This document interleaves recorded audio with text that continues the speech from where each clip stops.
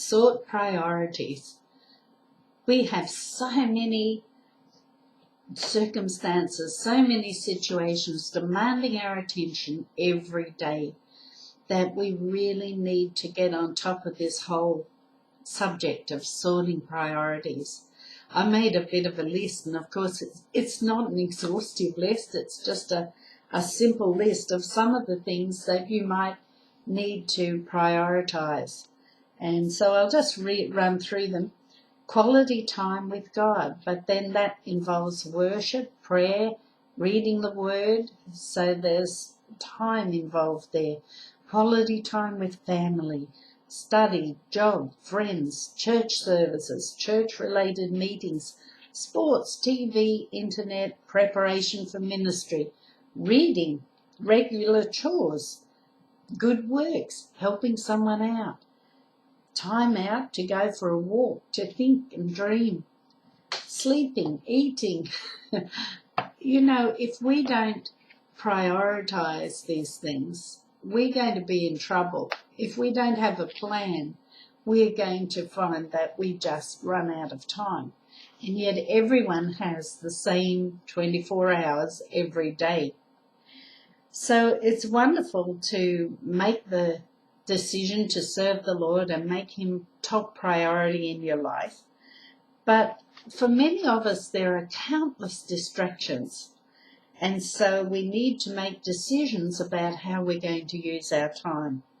And of course, many of us are procrastinators. I used to be a procrastinator, and I still am at times, but I can overcome that. I can make myself make a plan and stick to it and get things done. So we need to really look at our lives, look at, are you a procrastinator? Do you put things off? Because you won't accomplish much unless you have a plan and can stick to it. So there are a multitude of choices every day, and as we put our lives in order and ask God to help us to make those plans and prioritise things, He will give us wisdom and He will help us to make the right choices. Sometimes deadlines dictate our priorities. There are things that absolutely have to be done by a certain time. But often, if there is no deadline, those are the things you'll find that it's easy to put off, because you know that it's not an urgent, immediate, has to be done today kind of thing, and it's easy to put off, and maybe those things kind of, you never really get around to them. I have some sewing jobs like that where I want to fix things, but it just doesn't seem as important as many of the other things I need to do. And so we have to have wisdom to commit to the things that are important and that we want to get done. Now, the problem is, if you don't organise your time and prioritise, other people will gladly organise your time for you. And you'll find lots of people wanting bits of your time.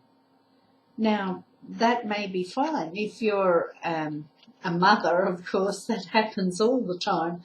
But if it's people just taking up your time for not a good purpose or not a good enough reason to keep you from doing other things, then you've got to be strong enough to set the boundaries and know where you will allow people to use part of your time, but you need to put on limits and boundaries and to be able to stick to those things.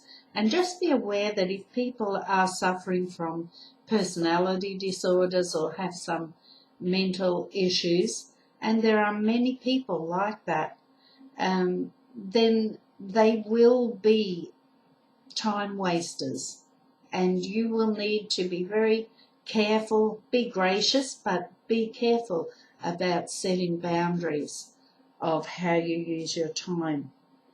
God will never overload you. I can say that confidently because of a lifetime in ministry. God will not overload us, but people will if we let them. And so it's up to us.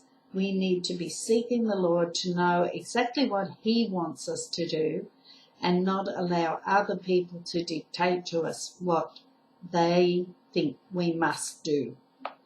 And we have to be very clear about that so that we maintain our marriage and family relationships so that we can do our work well and effectively, and so that we have time to spend in God's presence and in God's Word. So I hope that's helping you to sort your priorities